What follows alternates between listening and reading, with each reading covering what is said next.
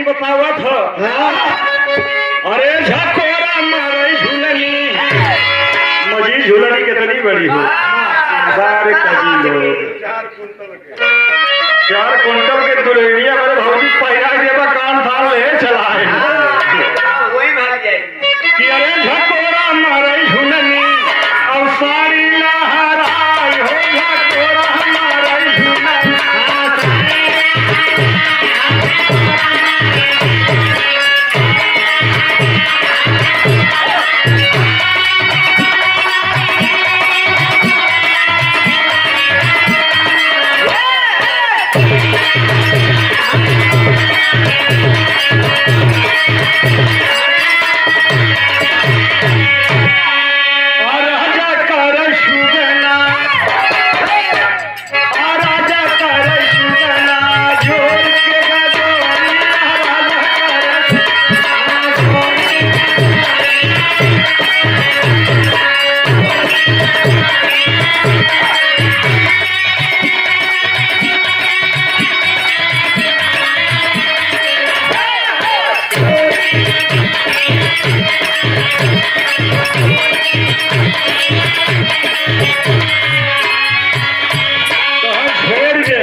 लेकिन ना मानत है छोड़